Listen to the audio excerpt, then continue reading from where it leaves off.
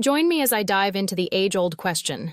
Do baby boys really play longer than baby girls? Let's put this theory to the test. It's fascinating to think about whether there are inherent differences in the way boys and girls play, and what that might say about their development and personalities.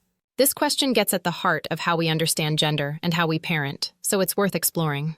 Are there inherent differences in playtime between genders, or is it influenced by societal expectations and parenting styles?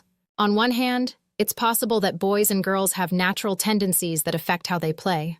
Maybe boys are just more energetic and need more time to burn off steam, while girls are more content to play quietly for shorter periods of time.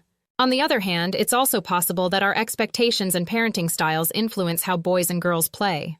For example, maybe we're more likely to encourage boys to engage in active play, like sports or roughhousing, while we encourage girls to engage in more quiet, creative play like drawing or reading. This could lead to boys playing for longer periods of time simply because we're more likely to give them the opportunity.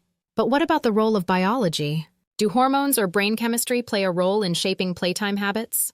And what about the impact of cultural and societal norms on our parenting styles and expectations? There are so many factors at play here, and it's hard to tease them apart. One thing is for sure. Understanding the factors that influence playtime habits can have a big impact on how we parent and how we support our children's development. So let's dive in and see what the research says. Research has shown that, on average, boys do tend to play for longer periods of time than girls. But is this because of inherent differences between the sexes? Or is it because of the ways we parent and the opportunities we provide? One study found that parents are more likely to engage in physical play with their sons than their daughters, which could contribute to longer playtime. Another study found that boys are more likely to engage in independent play, which can also lead to longer playtime. But what about the role of societal expectations? Do we expect boys to be more rambunctious and energetic, and therefore provide them with more opportunities for active play? Experts weigh in on this topic, saying that while there may be some inherent differences between boys and girls, it's really the way we parent and the opportunities we provide that shape their playtime habits. One expert notes that girls are often socialized to be more cautious and risk-averse, which can lead to shorter playtime. But what about the girls who don't fit this mold? What about the girls who are high energy and love to roughhouse? And what about the boys who are more reserved and prefer quieter play? Where do they fit in? One mom shared with me that her son, who's usually very energetic, will often suddenly stop playing and want to read a book instead. This challenges the stereotype that boys always need to be active and on the go.